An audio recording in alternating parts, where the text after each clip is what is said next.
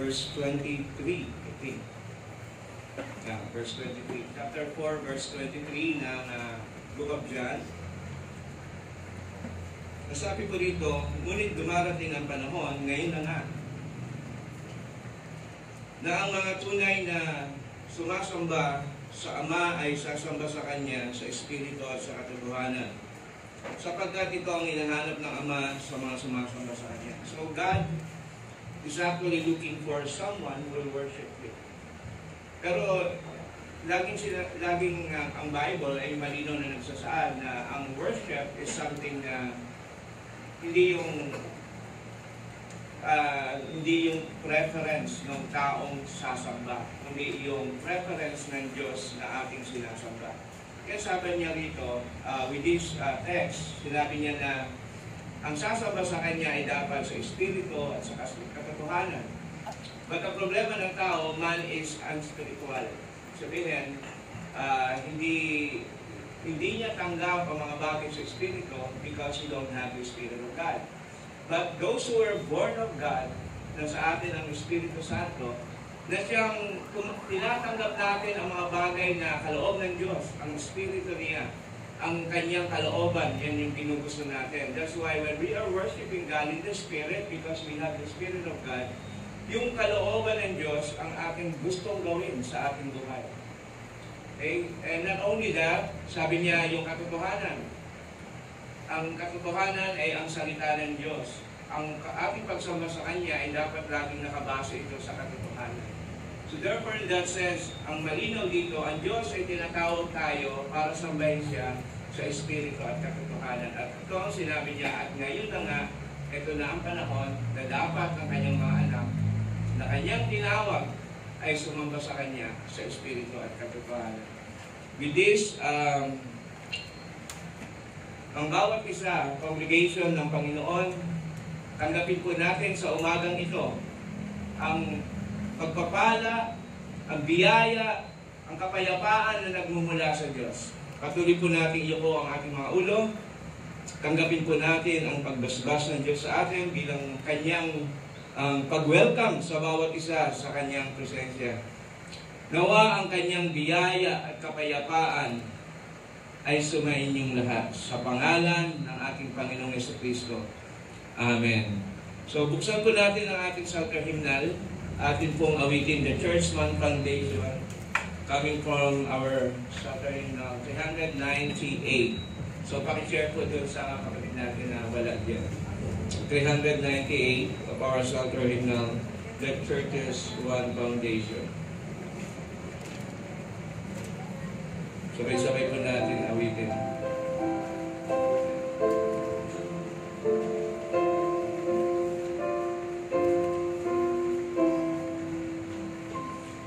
The church is one foundation, is Jesus Christ our Lord. He is His new creation, by water and the word. From heaven given slaughter to be His holy bride.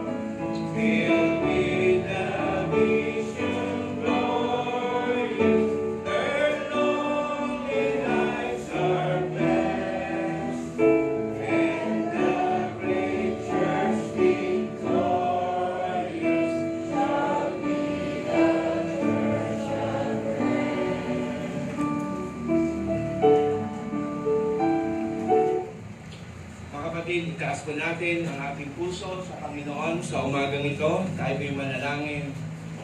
Dakilang Diyos, kami po'y nagpapasalamat sa iyong kabutihan sa buhay ng bawat isa.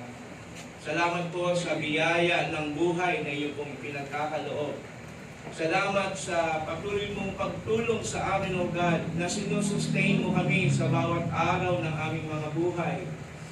Sinusustain mo ang aming mga pangangailangan. Sinusustain mo ang aming mga emosyonal na kalalagayan, O God, upang sa mundong ito, O Diyos, na aming pakikipagbaka, ay patuloy po namin mapagtagumpayan sa pamamagitan po ng iyong mga salita kay Kristo Jesus, sa iyong mga pangako, O God, na patuloy namin pinangahawakan. Salamat, O Diyos, sa iyong kabutihan, sa iyong katapatan sa aming mga buhay, na kailanman, O God, ni hindi mo kami kinalimutan, ni hindi mo kami pinabayaan, O God. Sa mga pagsubok na dumarating sa amin, O God, naroon ang iyong mga salita upang kami ay palakasin. Ang banal mong Espiritu na siyang tulong namin, O God, upang patuloy na magtiwala sa iyong mga salita.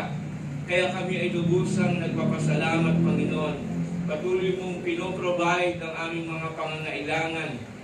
At maging sa umagang ito, O God, kami nagpapasalamat sapagkat patuloy na kami ay nakasasamba sa iyo. Sa pamamagitan lamang ng Espiritu Santo, kami magiging karapat-dapat sa pagsamba sa iyo. At sa pamamagitan ng iyong anak na si Jesucristo, na kung saan ang kanyang buhay ay binigay sa amin. At sa pamamagitan ng kanyang dugo, kami po'y pinatawad sa aming mga kasalanan. At sa pamamagitan, Panginoon, ng iyong Espiritu, O Diyos, that we have that Spirit in us, O God, ay patuloy na mapagtatagumpayan ang lahat ng mga bagay. Kaya sa umagang ito, kami nagpupuri, nagpapasalamat, ikaw ay aming dinadakila, niluluwalhati, tinataas, ikaw ang Diyos na makapangyarihan, tapat sa lahat ng iyong mga pangako, ikaw na may likha ng langit at lupa, ikaw ang Diyos ni Abraham, ni Isaac, ni Jacob, Diyos na nagpalaya sa Israel, Diyos na aming sinasamba sa umagang ito. Dapat kang purihin, dapat kang dakilain. Ito po ang aming samot dalangin sa pangalan ng aming Panginoong Jesucristo. Amen. Atin pong basahin ang Apostles' Creed sa umagang ito. Sabay-sabay po natin siyang basahin bilang ekspresyon ng ating pananampalataya. Page 3, sa second part ng ating Psalter Hymnal. Sa bandang likod, page 3. Sabay-sabay po nating basahin ang summary ng ating pananampalataya bilang isang Kristiyano, ang Apostles' Creed. Mga kapatid, kongregasyon ng ating Panginoon, this is what we believe. I believe in God, the Father Almighty, maker of heaven and earth, and in Jesus Christ, the only begotten Son, our Lord, who was conceived by the Holy Spirit, born of the Virgin Mary, suffered under Pontius Pilate, was crucified, dead, and buried. He descended into hell. The third day he rose again from the dead. He ascended into heaven, and seated at the right hand of God, the Father Almighty. From thence he shall come to judge the living and the dead. I believe in the Holy Spirit. I believe the Holy Catholic Church, the communion of saints, the forgiveness of sins, the resurrection of the body, and the life everlasting. Amen. Atin pong basahin ang Heidelberg Catechism, Lord's Day 1. This will remind us of our confession that Jesus Christ is our Lord and Savior. And also remind us of our salvation in our Lord Jesus Christ, how God saved us. So, question number 1 of the Heidelberg Catechism, it tells us, what is your only comfort in life and in death? Answer? But belong, body and soul, in life and in death, to my faithful Savior, Jesus Christ. With His precious blood, He has set me from the tyranny of the devil. He also watches over me in such a way to fall from my head without the will of my Father in heaven. In fact, all things must work together for my salvation.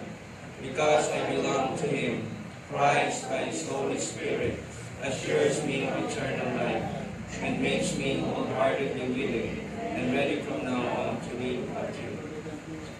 Sa ating kaligtasan, mayroong tatlong bagay na mahalagang dapat nating maunawaan at malaman. At ito ang isinasaad ng question number 2. Sinasabi rito, what must you know to live and die in the joy of this comfort? Answer, 3 things. First, second, how I am set free from all my sins.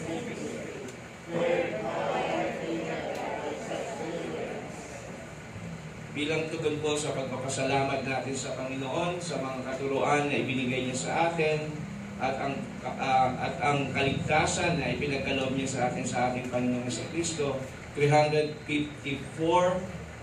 of our Psalter hymnal, awitin po natin, Near the Cross.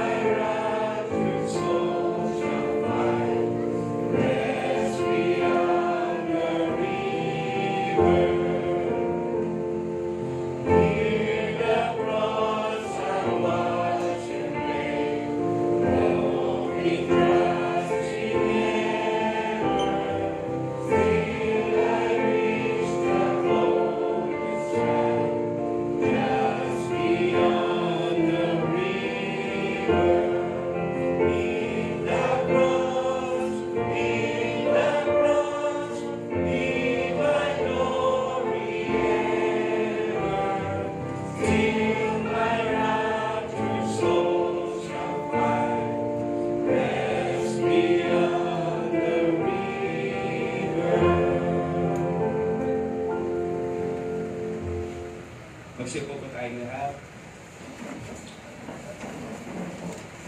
Tayo po ay dadako sa pagkakaloob sa ating Panginoon. Well, ang Bible ay nagsasabi lagi, it is better to give than to receive. Sapagkat makikita natin yan sa buhay natin, no? Yung sense of maturity. Pag ang isang tao hindi pa mature, meron siyang, kumbaga, isang klase ng idea o gawin, no? Na ginagawa niya sa bawat araw. Ito yung mas nasisiyahan siya kapag siya ay tumatanggap kaysa siya ay nagkakaloob. Pero we can see that in man's experience, na ang tao kapag siya'y nagkakaloob, mas sigit yung kanyang kaligayahan, kasiyahan, kaysa doon sa mga tumatanggap. Of course, if you are receiving something, if you are happy with that, pero kung ang puso natin, ang buhay natin, nakasanayan natin na instead na we are giving, we want to get something. Hindi po maganda yun. There's no maturity in that way. So, ang Bible ay nilinaw din ang mga bagay na ito. Sinasabi ng Biblia, it is better for us to give than to receive. There's always a sense of happiness if we give to God in worship. Kaya yung pagbibigay po natin ay isang pagsamba sa Panginoon. Habang hawak po natin ang ating mga kaloob, tayo po ay magkaroon ng pananalangin. Dakilang Diyos, kami po ay nagpapasalamat because you are the one who blessed us. You even blessed us before the foundations of the world. Lahat na pangailangan namin, O God, ay bahagi na ng iyong dakilang plano. Kaya sa umagang ito, kami po ay nagpapasalamat sa biyaya na aming tinatanggap. In that sense, O God, the reason we are giving is not for us to get from you. It's not for us to be blessed because we give in the sense of receiving something from you. But God, we are giving because you already blessed us. And it serves as a sign of our thanksgiving and worship unto you. So bless them, bless your people, bless your congregation, in Christ's name, amen. Kayo po'y magkaloob sa atin.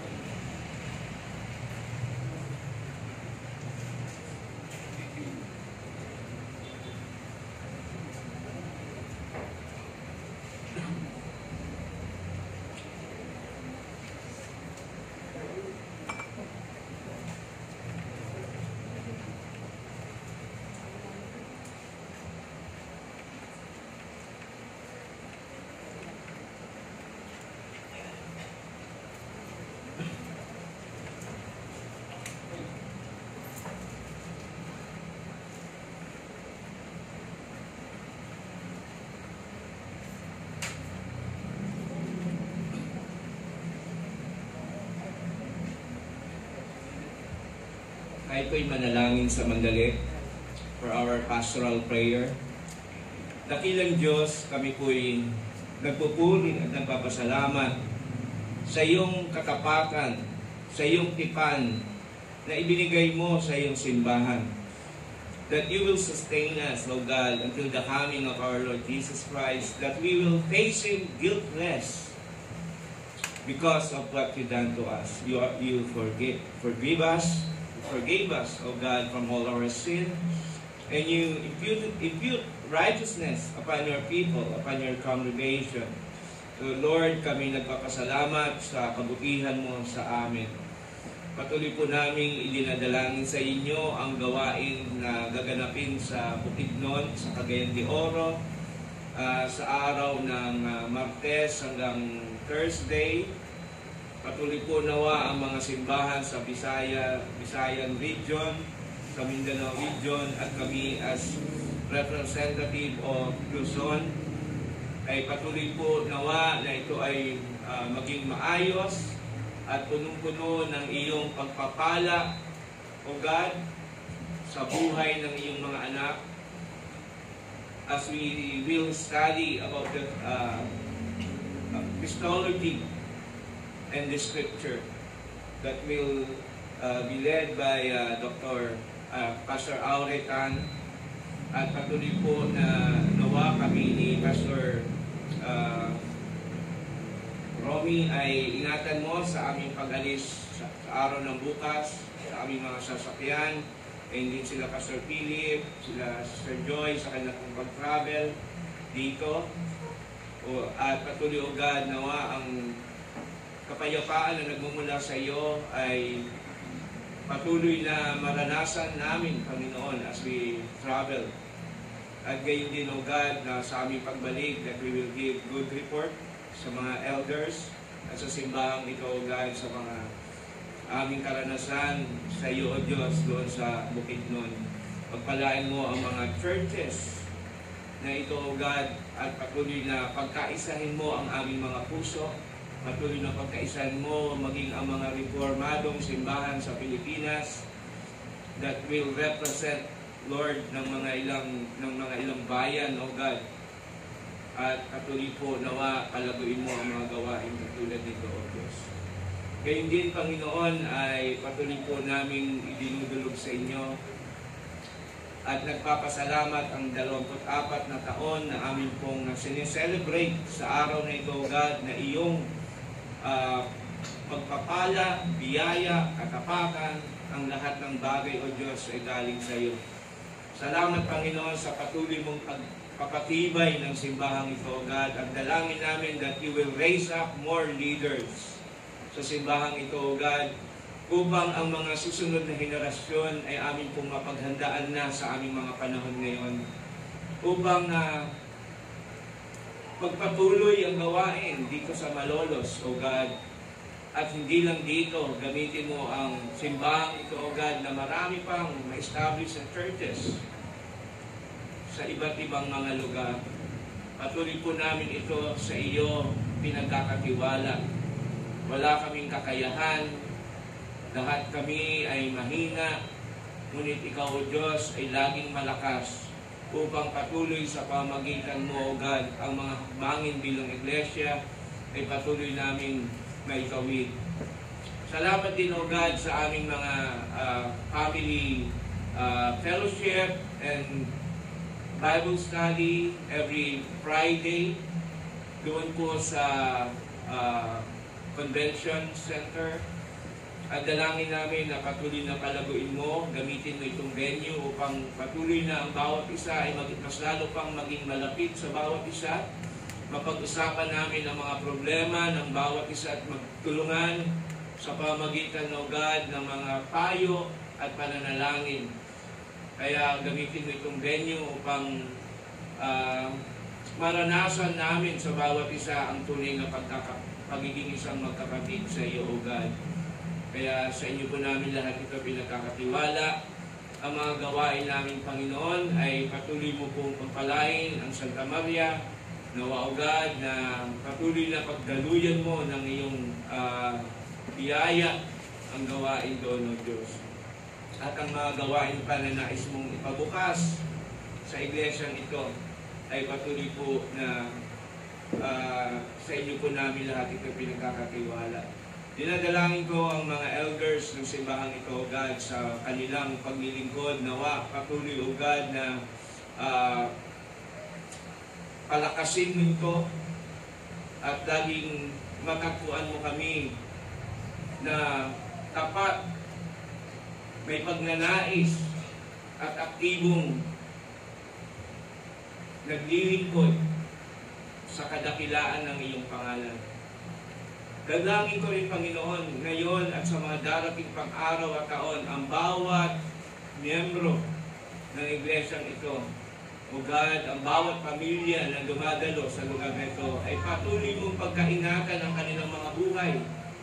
Patuloy, O Diyos, na ang iyong kapangyarihan sa bawat araw ay kanilang maranasan. Nawa, ingatan mo ang mga tatay, nabigyan mo sila ng kakayahan upang makapaghanap buhay para sa kanilang pamilya. Gayun din po ang mga nanay na patuloy, O Diyos, na mapangalagaan nila ang kanilang pamilya, ang kanilang tahanan. Ang mga nagtatrabaho, ang mga guro, patuloy mo po silang palakasin sa kanilang buhay at ingatan sa kanilang pang-araw-araw na pagbabiyahe patungo sa eskwelahan. At ang mga kapatid namin na naghahanap buhay sa iba't ibang larangan ng kanilang mga pinapasukan, patuloy po ninyo silang ingatan, O God, at patuloy na pagpalain ang bawat isa sa buhay na ito. Ang mga estudyante, Panginoon, ay patuloy na maging tapat, mapagmahal sa kanilang mga magulang na siyang nagpapaaral sa kanila. Tulungan mo sila na makapagtapos ng maayos sa kanilang pag-aaral at patuloy na ilagay mo sa kanilang mga puso kahit hindi hilingin ng magulang na sila ay makapagpasalamat sa mga ito. Lalong-lalo na kapag ang mga magulang ay dumating na sa mga panahon ng pagtanda na Bagamat ikaw lamang, O Diyos, ang inaasahan, ngunit alam din namin nawa pagdaluyan mo ng pagpapala ang mga anak na inalagaan mula pa ng bata hanggang sa kanilang paglaki. Nawa ang bawat kabataan na narito ngayon ay patuloy na i-desire sa kanilang buhay, mangarap para sa buhay na ito, at higit sa lahat, habang ginagawa nila sapagkat ito ay iyo na ayon sa iyong kautusan, Panginoon, ay patuloy na ikaw ang iyong pangalan ay nag-glorify habang sila ay nag-aaral, nagtatrabaho, at sa lahat ng kanilang ginagalawan sa panahon na ito. Marami pong salamat, Panginoon, at patuloy ka naming dinadakila, niluluwalhati, tinataas sa aming mga buhay. Ito ang dalangin namin sa pangalan namin, Panginoon Jesucristo. Amen. Magsitayo po tayong lahat.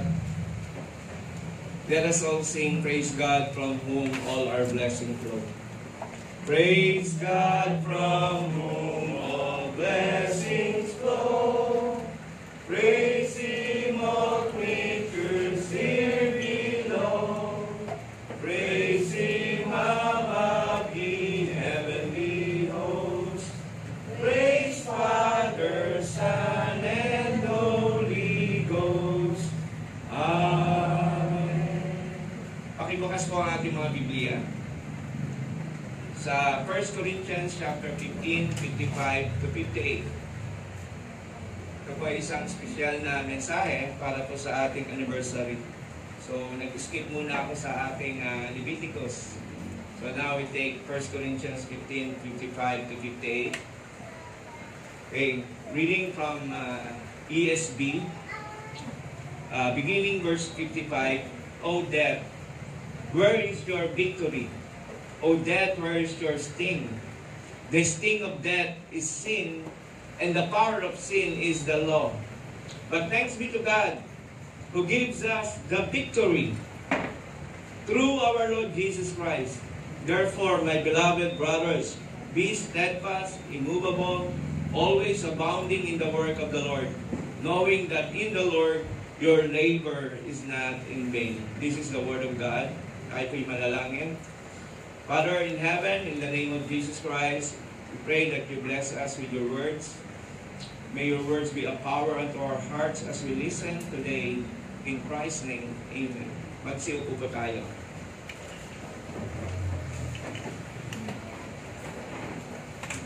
Last year, kung naalala nyo, ang aking mensahe po ay about the Great Commission. Last 23rd anniversary, the Great Commission. And today, ang message natin is, true victory comes from the Lord. Ang totoong katagumpayan ay nanggagaling sa ating Panginoon. And our message will come with three points. Una, yung we need to keep our stand. Patuloy tayong maging matatag, immovable, steadfast sa ating pananampalataya. Because we know that we who serve God, my second point, will be abounding in the work of the Lord. And lastly, our labor will not be in vain. Pag tayo ay naglilingkod sa Diyos, sinabi niya, whatever you do, whether you are eating or drinking, which is the basic thing that we do every day, do it all for God's glory. So we live for the glory of God. Sa bawat araw ng buhay natin, because Jesus Christ is our daily bread, we live unto Him, we trust Him every day of our lives. Ang konteksto ng ating binasa from 1 Corinthians 15, 55, 58, para sa akin at sa ilang mga theologians, ito po yung pinaka-ruro. Kaya that's why we can see in verse 58 the word therefore. Ito yung ruro, kumbaga ito yung summary, kumbaga pagkatapos niyang ituro ang lahat ng mga bagay, just like in Romans chapter 1 to 11, it deals with the doctrine of our Lord Jesus Christ to the Apostle Paul. Pero pagdating ng verse chapter 12, we can see yung practical. No? Kapag gumagawa si Paul ng mga letter niya, it comes always in two categories. Una, doctrine and practical. Turo niya muna yung foundation ng truth. The same as with this, no?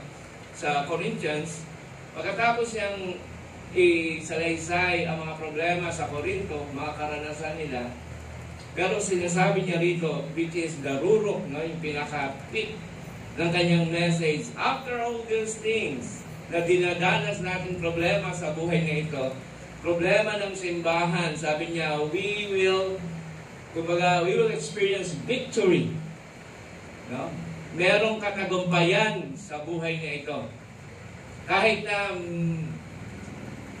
sabi nga doon sa binigay kong sa mga kapatid natin, meron na nakitang sa Facebook, isang bata, tapos nung tinitingnan niya yung sarili, matanda. Pero ang sabi doon, though ganyan, but the travel is so short. From being a baby, sa pagtanda natin. And it's true, nung minsan pagbabalik-balikan ko yung aking mga kaisipan, alam mo kaming mga nagkakandaan na, yung isip namin the same. Na minsan parang bata din. Kaya minsan mamimiss yung magkadahan, magkakaibigan, kasi bata pa rin eh. Ang tumatanda lang po yung mukha. Pero yung kaisipan, the same. We're still young by the heart. Kumbaga gano'n. Pero yung travel natin mula nung bata kaya na sa pagtanda, mabilis lang po. Now I'm turning 55 na. Mag-55 na ako next year. Pero minsan parang kailan lang yung mga binata pa ako, bata pa ako, parang napaka-short lang talaga po ng buhay. Darating ang time, yung lakas mo, mararamdaman mo, mababawasan na. Tapos madali ka nang mapagod. Kala ko nung araw mahilig din ako sa basketball. Maaga pa lang, ng gabi, nagbabasketball sa ilalim ng araw. Pero ngayon, hindi na. Nung kailan nag-basketball ako, nauna pa ako dun sa bola. Gumugulong ako. But anyway, life is so short. At ang buhay nito ay punong-puno ng mga problema, just like the Corinthians. Sa lahat ng mga simbahan sa panahon ni Paul, ang Corinthians ang may pinakamalaking problema. At yung problema na ito ay problema pa rin ng mga simbahan hanggang sa ngayon. Pero ang magandang mensahe sa atin ni Pablo rito, sabi niya, sa lahat ng mga bagay na ito, we are to be thankful to God because God gave us the victory through our Lord Jesus Christ. Not on our own effort, but through Jesus Christ. That's why in that sense, we always trust God.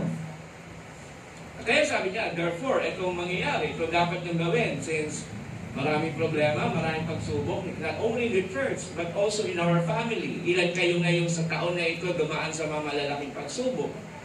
Lalo na tayo sa Pilipinas, dumaan tayo sa halos 3 taong pandemic. And now again, we are facing another problem. Siguro, nababatid nyo na yung mga nakaakmang gera, no? Sa buong mundo and even sa Pilipinas. Pero kahit na ganito ang kalagayan ng ating bansa sa ating kapanahunan, tatandaan natin lagi na mayroong katagumpayan sa Panginoong Jesucristo. Hindi tayo malulugi, hindi tayo mawawalan kapag tayo ay nasa ating Panginoong Jesucristo. Therefore, sabi niya, beloved brothers, be steadfast, immovable, always abounding in the work of the Lord, knowing that in the Lord your labor is not in vain. Napakagandang salita ni Pablo as he summarized all the problems that he experienced sa 1 Corinthians. Now, siya nga pala, ang 1 Corinthians is the second letter and 2 Corinthians is the fourth letter. Baka nakalimutan nyo na. But anyway, so, in this context, doon sa binasa natin, though ang kontekstong ito ay may kinalaman sa idea of death and future resurrection, yun yung chapter 15 ng Corinthians, pero hindi lamang yon yun ang immediate context, pero the larger and bigger context nito ay yung lahat ng problema ng simbahan nila. Pero sa kabila ng mga problema na ito, nasabi pa rin ni Pablo, don't you worry, militant church. No, yung word na militant church. Ang simbahan po natin dito ay simbahang nakikibaka. No? Ito ay, ang victory nito one day doon sa Panginoon na in the future times. No? Pero ibig sabihin, kaya tayo dumaraan ng mga pagsubok because we're still militant church. So this is in the context of death and future resurrection. Now, sinabi ni Paul dito, as long there is sin, merong death.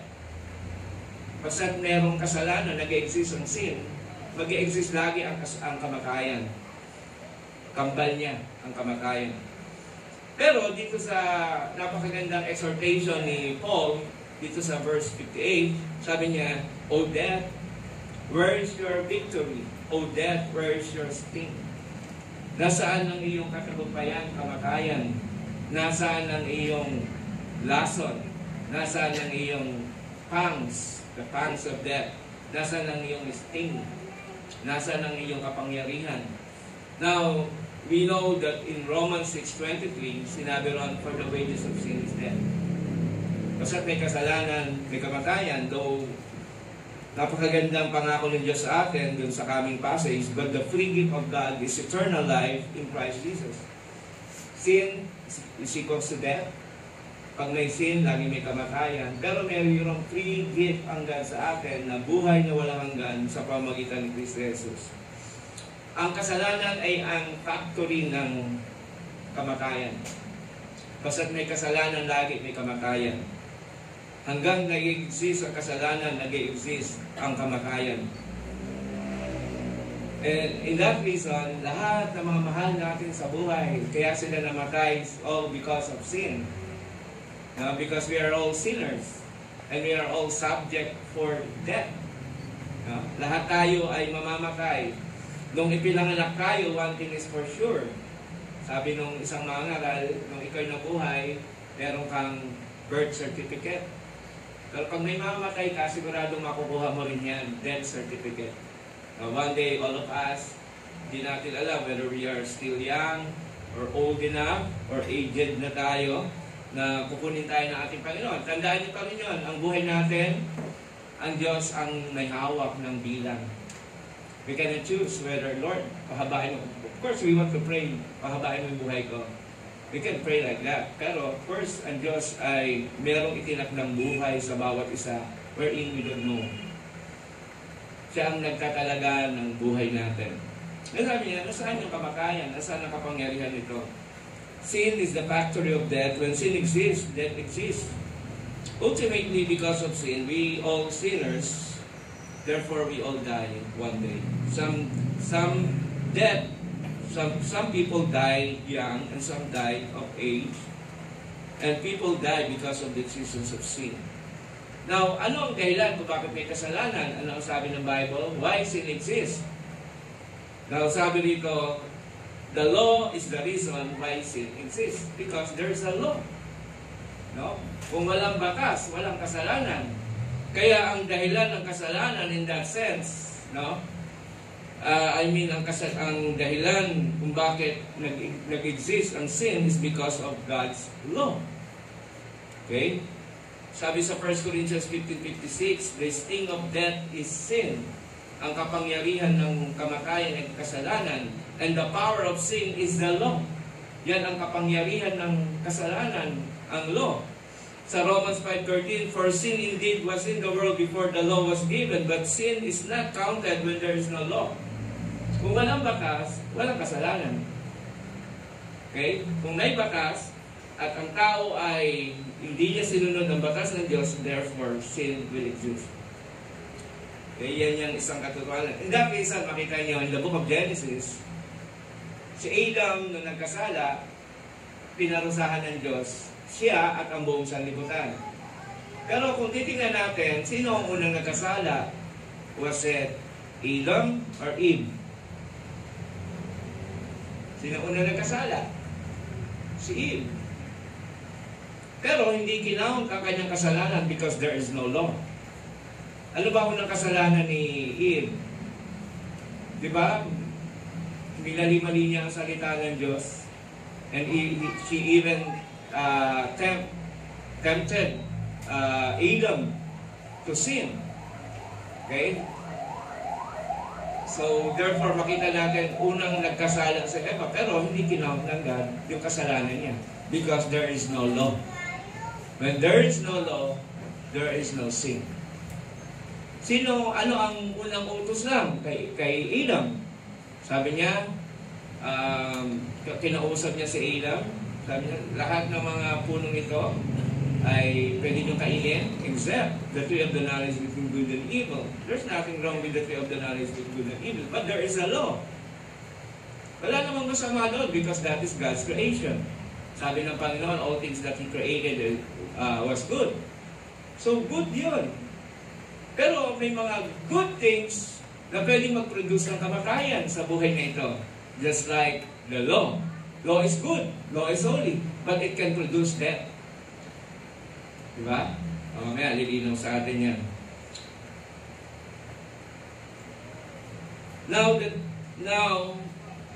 that the law, ang tanong natin, is the law bad? Masama ba ang bakas?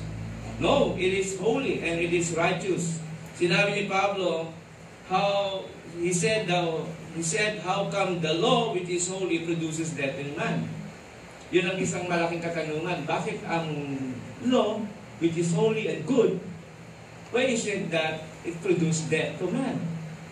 Ang sagot ay nasa Romans 7:7. What then shall we say, at saka sa verse 13, what then shall we say that the law is sin? Ang law ba ang kasalanan? No, hindi. By no means. Yet, if it had not been for the law, I would not have known sin. Sabi niya, masama ba ang bakas na nag-produce ng death sa tao? No. It's not actually the law that produces death. It's man.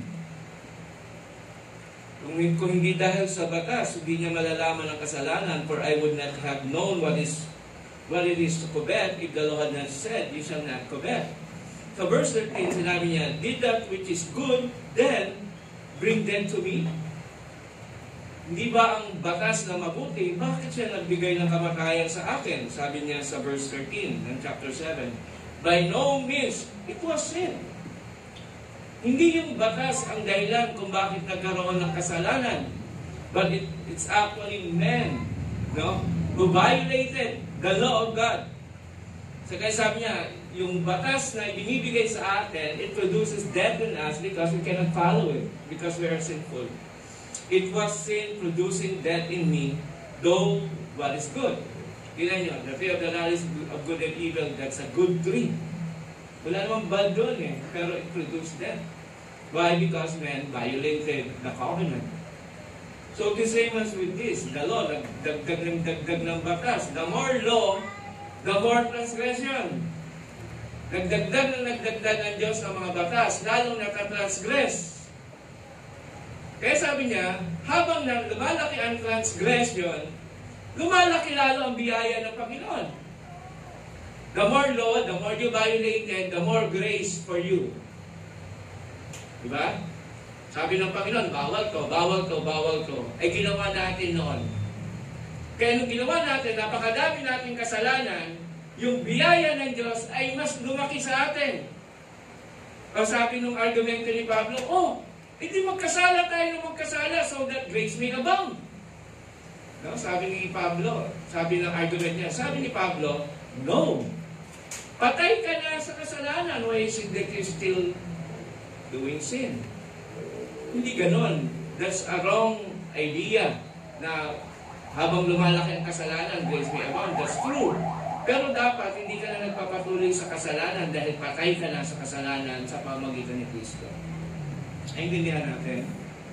That's the works of the law. Now, not that the law is bad, but it is holy and righteous. Though it produces sin in man, not because of the law, but because of man who is a sinner, depraved.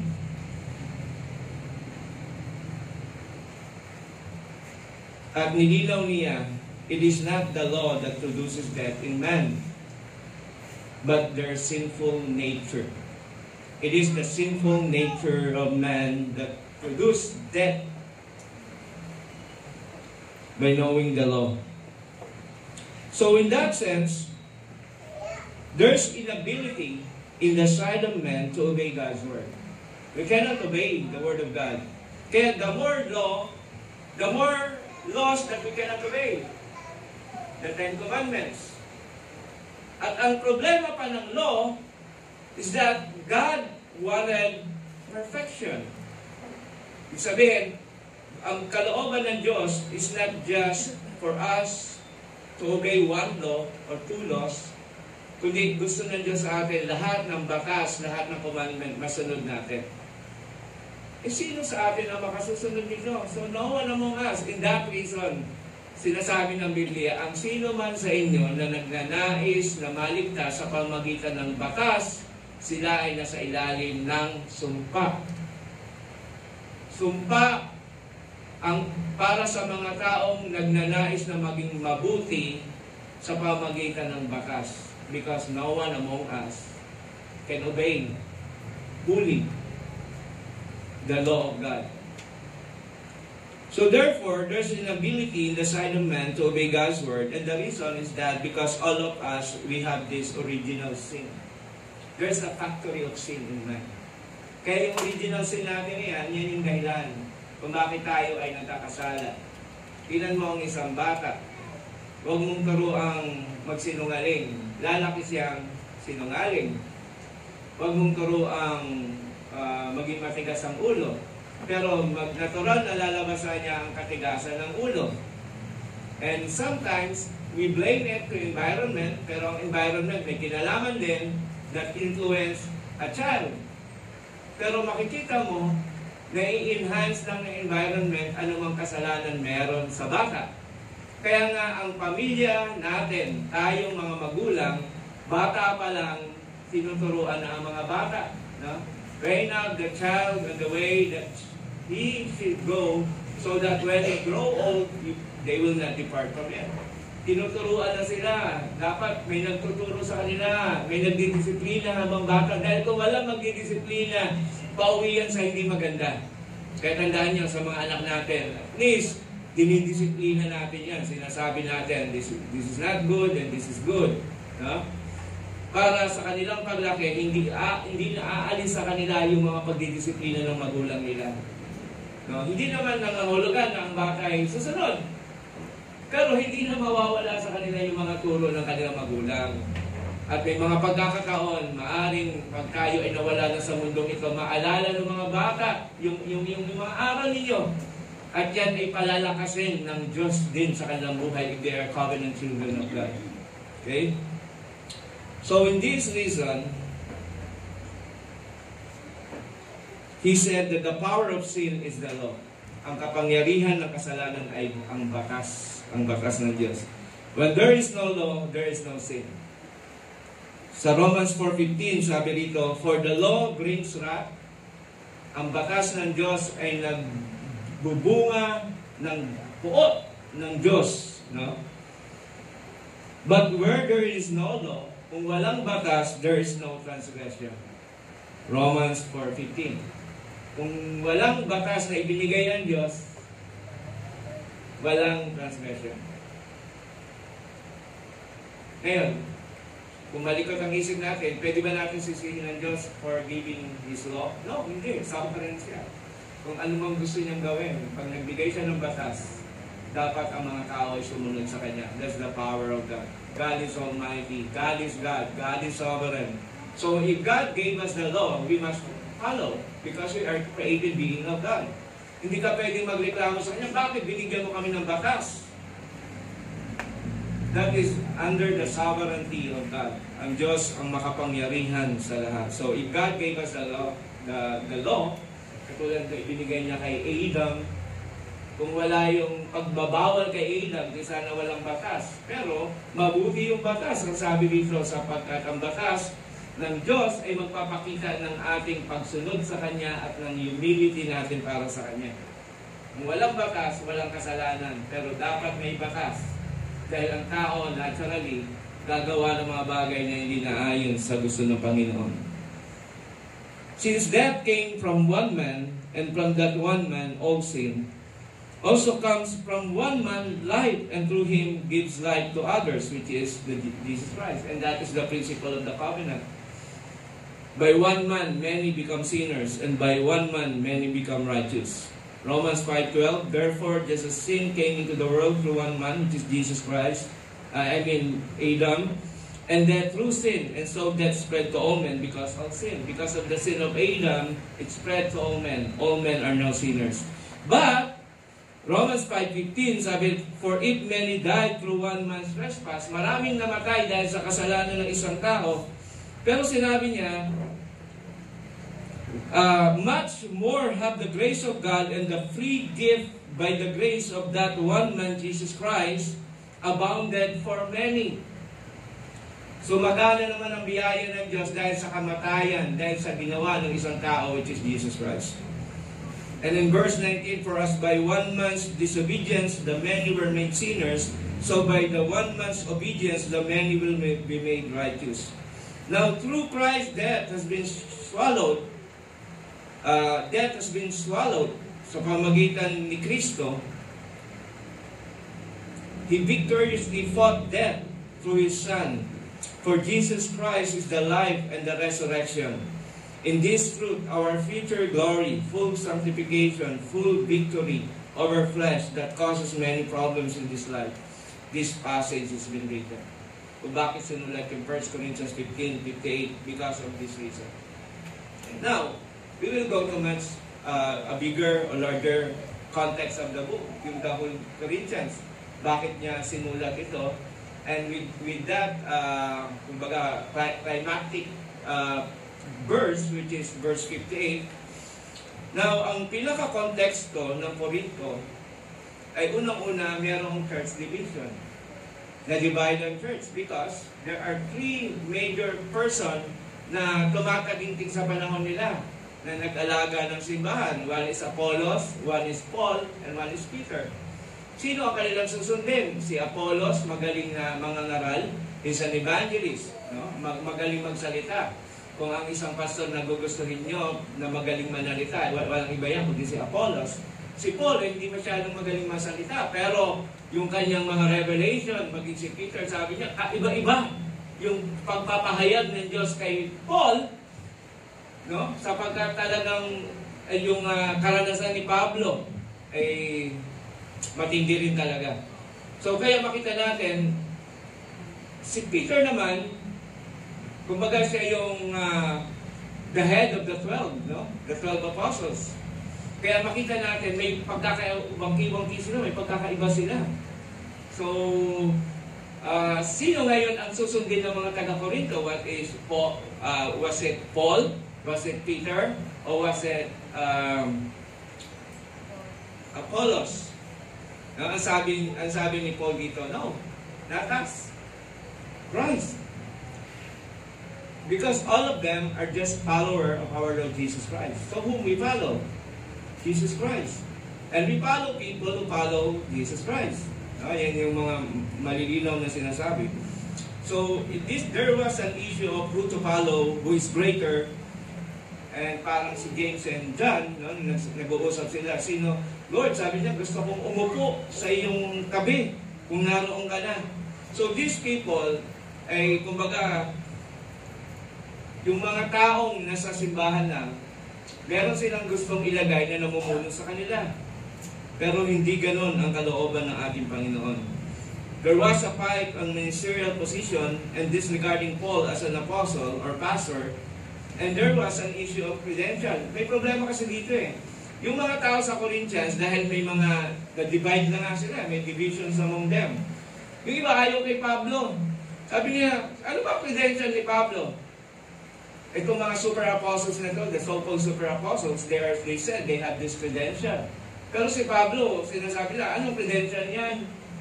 Persecutor na yan ng church. Pero ano sinasabi ni Paul? You are my credential. Kayong church. Paano ba kayo na-establish? Paano ba kayo napasimulan? Was it I? Sabi ni Apostle Paul. Yun ang kanyang credential. Makita mo yung panawagan sa kanya na sa pamagitan niya ang mga simbahan in-establish. And it is right. No?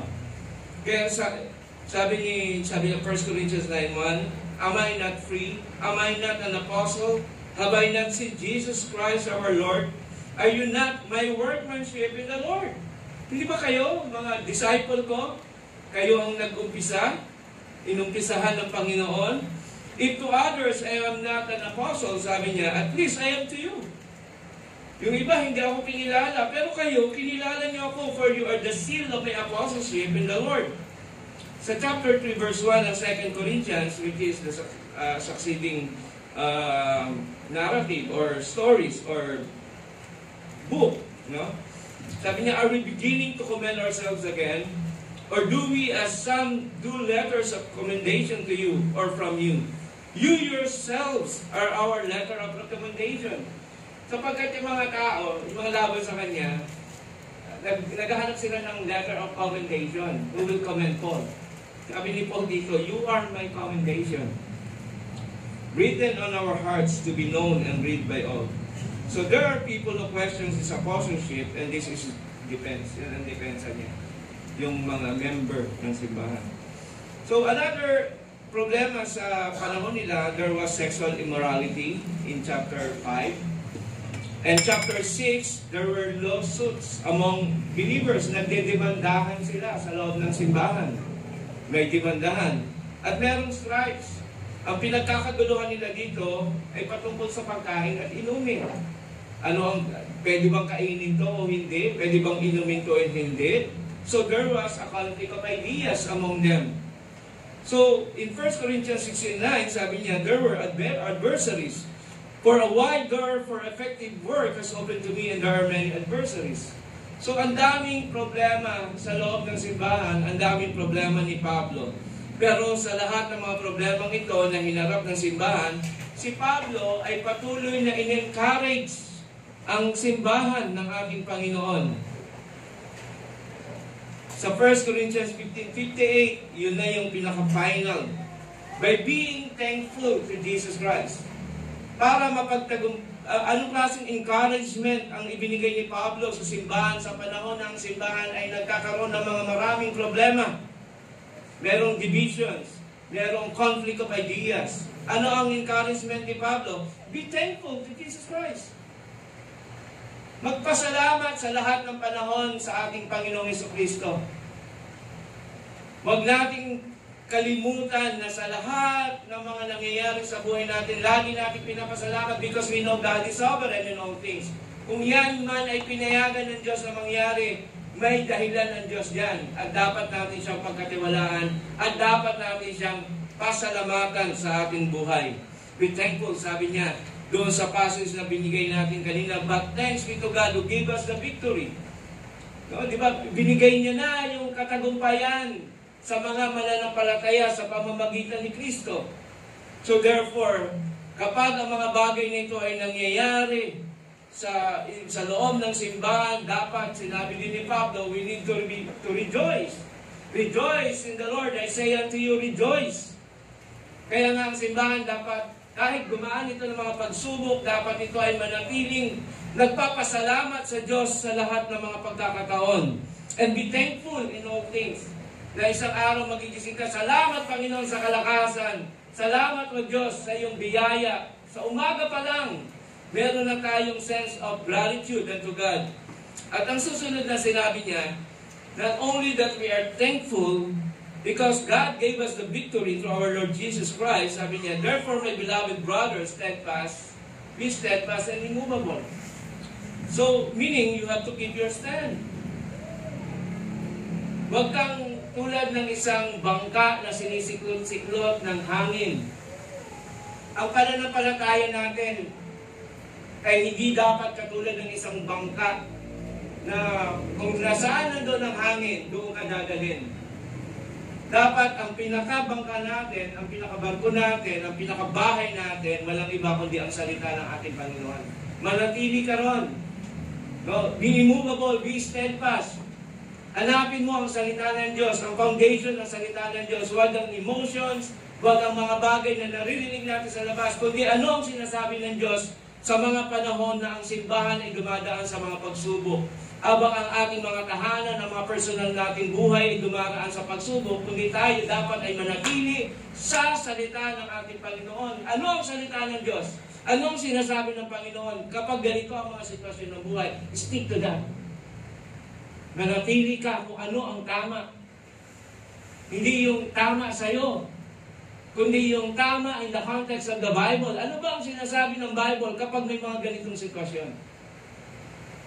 At dapat tayo na nanatili sa mga bagay na yon. Be not moved by all these problems that comes in this life. We have to keep our stand. Tumayo tayo sa salita ng Diyos. Tumayo tayo kung ano yung dapat, kung ano yung tama. Hindi sa nararamdaman natin, hindi sa naririnig natin, kundi kung ano ang sinasabi ng Diyos na naayon sa banal na kasulatan. At sabi niya, hindi lamang tayo immovable or steadfast. Sinasabi niya rin sa kanyang salita, always abounding in the work of the Lord. Laging sumasagana. Alam niyo yung kantang yan, ano? Yung magpakatatag. Huwag makinag. Laging sumasagana sa biyaya ng Diyos. Diba? Ibig sabihin yan, mga kapatid, kahit anong problema sa buhay na dinaraanan ng simbahan, ng pamilya, magpatuloy ka lang sa paglilingkod. Do not let those problems, trials, na makapagpapahinto sa iyo sa pagmamahal, sa paglilingkod sa Diyos. Because the way we express our love to God is serving Him. We follow Him. That is our service. Na kaya nga tayo merong sin, salvation, and service. Grace, guilt, grace, and gratitude. As a sign of our gratitude to God, we serve Him.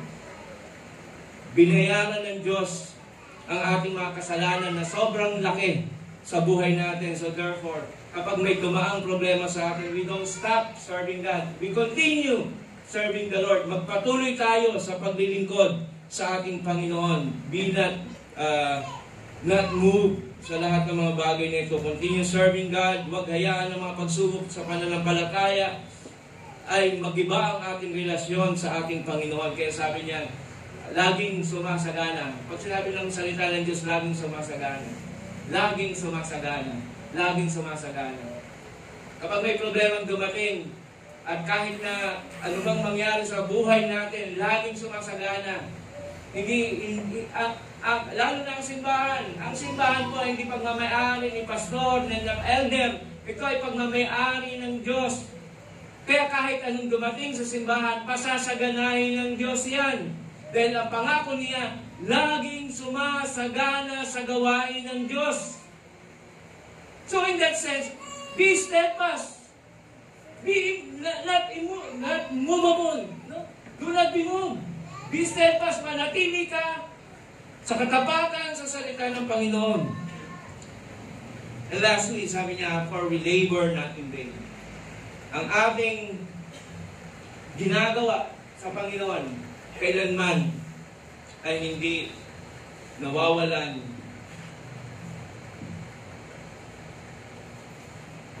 ano yung ano? Lagi itong sumasagana. We labor not in vain. Lahat ng mga gawa natin, pag nandito ka sa simbahan, pag gusto mo talagang maglingkod, ang dami natin pwedeng gawin. No? At lahat tayo ay binibigyan ng pagkakataon that we can serve God. At ang ilan sa mga paglilingkod natin, of course, if you cannot, kung pwede kang maglinis ng simbahan, why not do that? Pero hindi natin lahat kaya gawin ang mga bagay na yun. If you can preach, if you can share the gospel, do it. Gawin mo yun para sa Panginoon. Pero kung hindi natin magagawa yun, yung tayo lang every Sunday nagsasama-sama, nakikita ang bawat isa, then we can see. No? We can be an encouragement to one another. Do not be a discouragement. Be an encourager. Yan ang sinturo ng Biblia. Wala kayo sa Biblia, be a discourager. We encourage one another. We lift up people's life together. Nagkakaisang iniligtas ng Panginoon.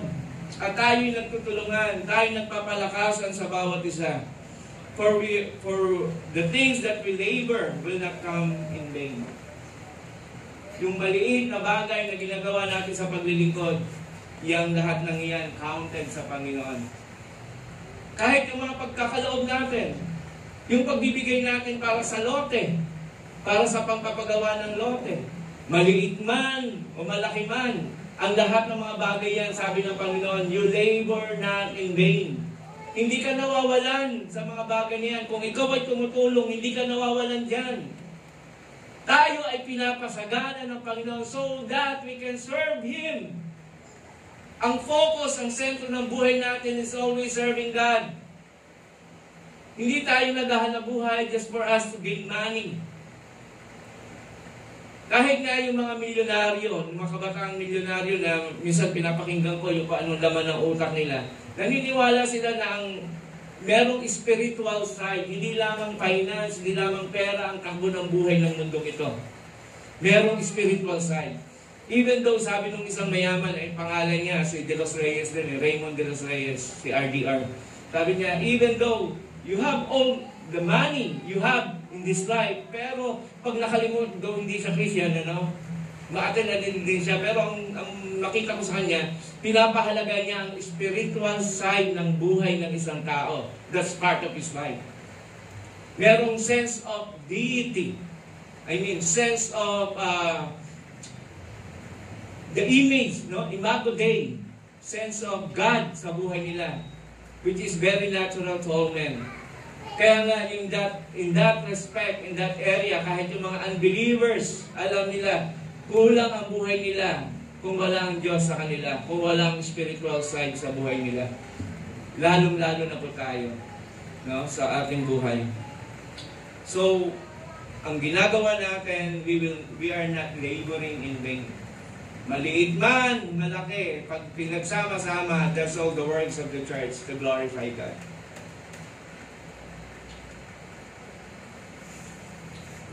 Masarap maglingkod sa Panginoon.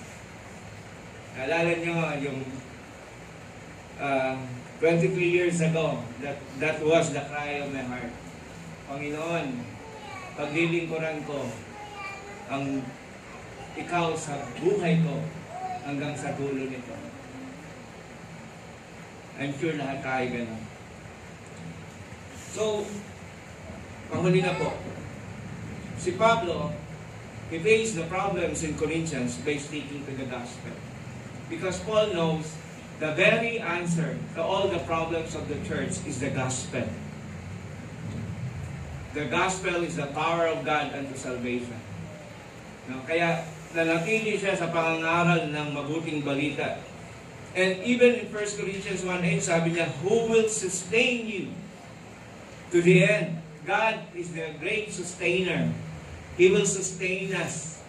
Yung daily life natin, yung buhay natin, sabi niya sa 1 Corinthians 1:8, pangangalagaan ka ng Diyos. That's why we continue in the gospel. We believe in the gospel. We believe in the power of the gospel. So sinabi niya rito, God will sustain us until the end. Ano ibig sabihin nun? Ang Diyos na nagpasimula sa iyo, sa Philippians. Tapos nagpasimula siya sa buhay mo, nung na-born again ka, isusustain ka niya sa buhay mo hanggang sa katapusan ng mundong ito. Iingatan ka ng Diyos. Hindi niya hayaan ng isang anak niya maligaw ng landas sa buhay nito. Isusustain ka ng Diyos. At sinasabi niya rito, guiltless in the day of our Lord Jesus Christ. Kung minsan tayo parang nababagabag tayo sa buhay, patatawarin kaya ako ng Diyos sa laki ng kasalanan ko, sa kawalan ko ng pananampalataya. Ano kaya ang magiging harap-harapan ko, ang kahihinatan ko kapag magkaharap na kami ng aking Panginoong Jesucristo? If Jesus Christ is your Lord, if Jesus Christ is your Savior, God will sustain you until the end. And you will be found guiltless. Pangako niya. Wala kang kasalanan if Jesus Christ truly your Savior, your Lord. Sa huling buhay mo, sa pagharap mo kay Kristo, sasabihin niya sa iyo, you are guiltless. No guilt at all. Not because of you, sabi niya rito, sa verse 9, because God is faithful. Yan sinabi niya, God is faithful. By whom you were called into the fellowship of His Son, Jesus Christ. Why you are guiltless? That one day? Because of Jesus Christ. Why? Because God is faithful. The faithfulness of God is the reason why God called you into the fellowship of His Son. Ano pang ginawa ni Pablo? He humbled himself. Marami na pong mayabang sa mundong ito. Huwag na tayong dumagdag. Mga taong nagpapakataas. Mga taong parang nakasakay ng kabayo. Ang tingin niya mas mataas sa kabayo. Parang langaw. Nang dumapong langaw sa ulo ng kabayo, ang tingin niya mas mataas pa sa kabayo. If we are to boast, sabi ni Pablo, if we are to boast, boast in the Lord. Huwag yung ating mga achievements sa buhay. Huwag yung ating kataasan, huwag yung ating kayabangan. We humble ourselves. Paul, sinabi niya, I am the least of the apostles. Nung huli, ang sabi na ni Paul, I am the least of the congregation. I am the least among brethren. Pero sabi niya muna, I am the least among the apostles. Tapos nung huli, sabi niya, I am the least among the brethren. Ganun kababa. Ganun kababa ang, yung character ni Paul bilang isang apostol na kahanga-hanga. We can even boast of him. Pero sabi niya, do not boast of me, nor boast of anything that we accomplish in this life, but boast in the Lord. No, kaya nga yung picture natin dito, the horse is prepared for the day of battle, but victory belongs to the Lord. Because this passage in Proverbs, it speaks of boasting. Ang yabang kasi yung mga kabayo na yan yung gagamitin ng pansalakay. Ang thinking, mas maraming kabayo, mas maraming sasalakay, yung victory, makukuha nila. Sabi niya, but do not boast on horses, but boast on the Lord. Because victory comes from Him. So, you humble ourselves. We humble ourselves. Magpakababa tayo sa Panginoon and continue serving the Lord. Because the victory comes from the Lord Himself. Sa darating na taon, hindi natin alam kung ano na naman pagsubok ang dumarating sa atin. Pero minsan may pause. Kasi natatandaan ko yan, parang seemingly every 5 years may nangyayari. Pero may matagal na pause. No? Kaya yung mga datihan na rito, marami na kayong pinagdaanan. Tuloy-tuloy lang tayo. We continue serving God. Kahit naman yung mga ginagawa niyo, ang sinasabi ng Biblia, your labor is not in vain. So, we trust God, we serve God, and we stand. Magpakatatag, huwag makinang. Remember always, laging sumasagana sa biyaya ng ating Panginoon sa Kristo. Sapagkat alam natin ang ating paglilingkod, ito ay laging may kabuluhan sa Panginoon. Tayo manalangin. Akin ng Diyos, salamat po sa mensahe. That we boast not on ourselves, but we boast on Jesus Christ. What He did, what He done for us. We are so thankful to you, our God, because you are the one who gives us the victory. So therefore, Lord, we pray that we will be steadfast and immovable. And we, as we serve you, always abounding in the work of the Lord. Because we know in the Lord, our labor is not in vain. Ito po ang panalangin namin sa pangalan ni Jesus. Amen. Magsitayo po tayong lahat. Let us all sing, stand up for Jesus. That is in 467. 467. Stand up for Jesus.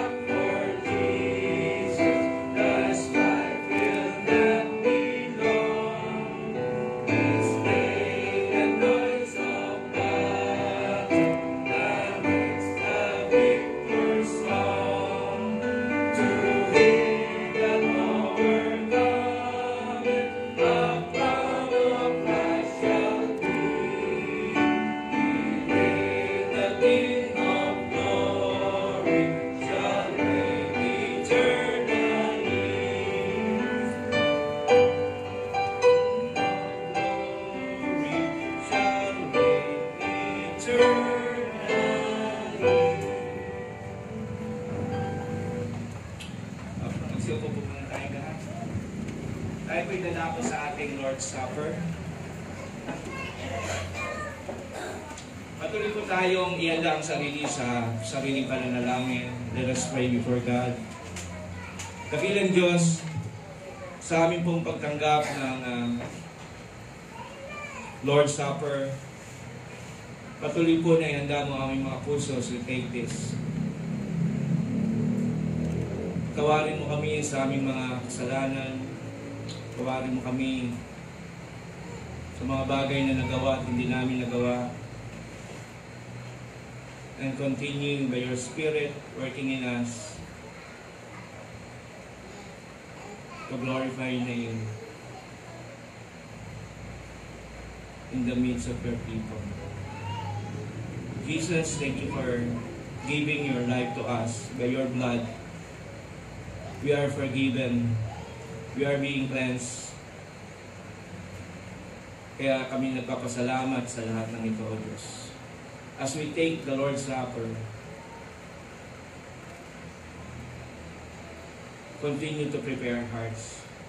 I pray that you bless the elements, the bread and the wine, the bread that signifies the body of our Lord Jesus Christ, and the wine that signifies the blood of Christ. Lord, bless this and give us faith as we partake the sacraments. Ma-appropriate namin, Panginoon, sa aming mga buhay ang lahat ng mga elementong ito, ang sinasaad dito, what the element signs and the element signifies to us. So bless us, bless this, in Christ's name, amen.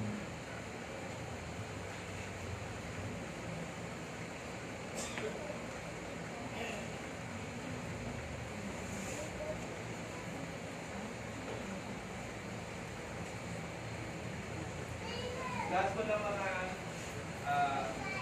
communicant member, magsitayo po tayo.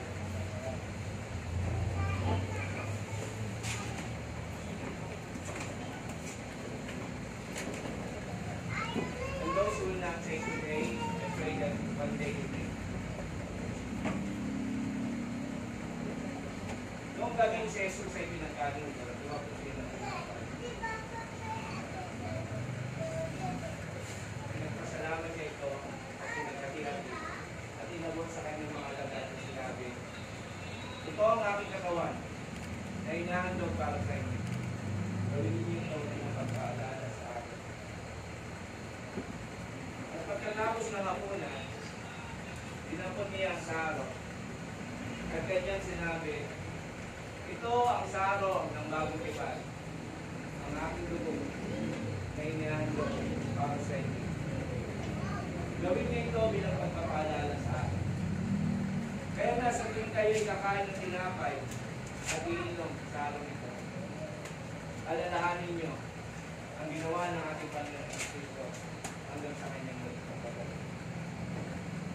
Father in heaven, we thank you for your Son, Jesus Christ, who died for our sin, who gives life to us, who is our life, the true life. Salamat po sa kanyang buhay na kami sa pamamagitan niya ng katagpuan ito. And as we take this, O God, bless your congregation, bless their life. Maraming salamat. Ito ang dalangin sa pangalan ni Jesus.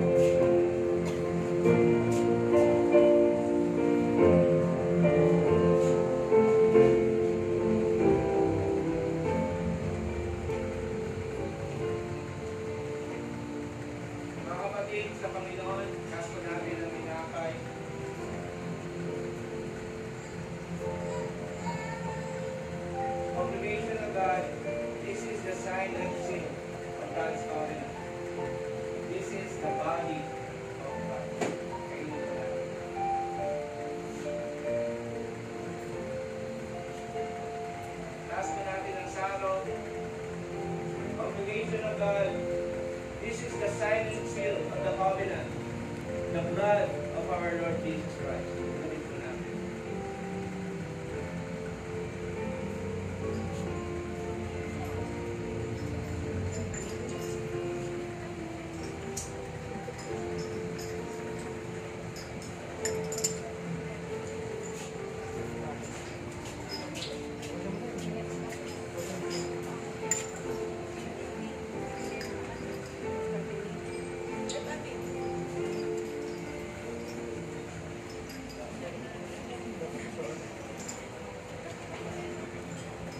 Magsitayo po tayong lahat.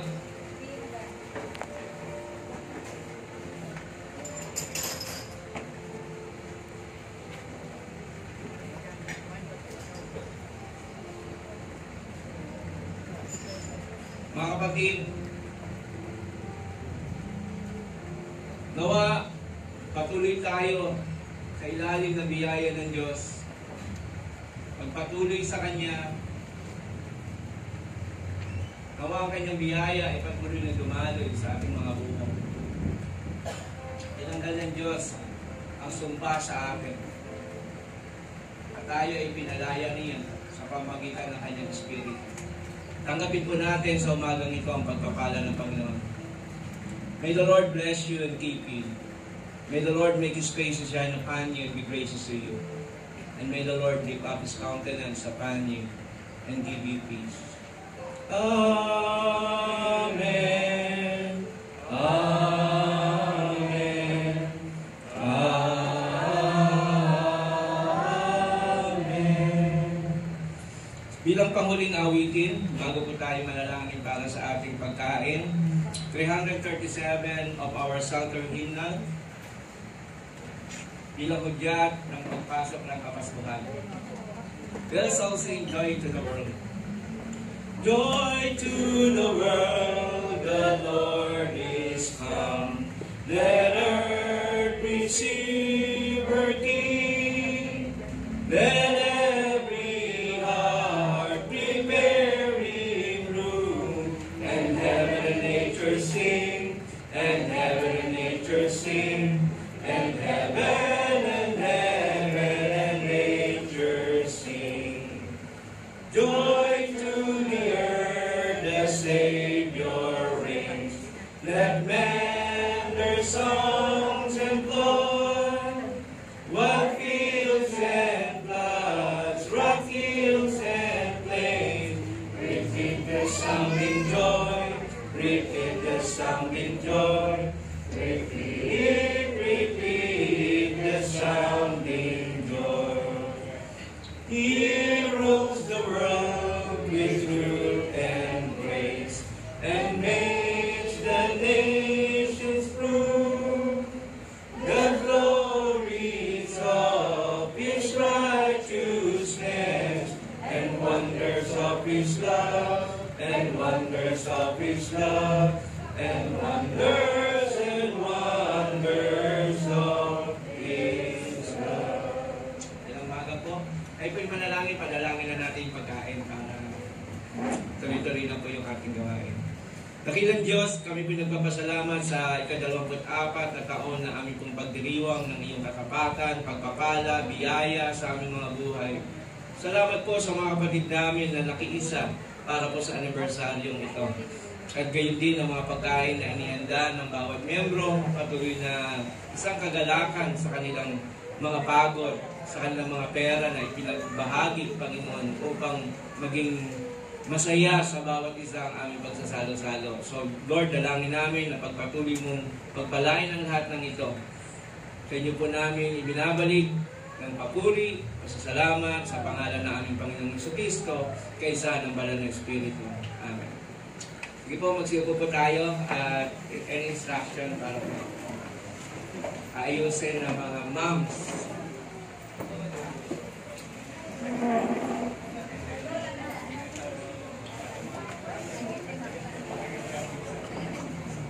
Pasensya na sa init. Baka hopefully next week ayos na yan yung aircon natin.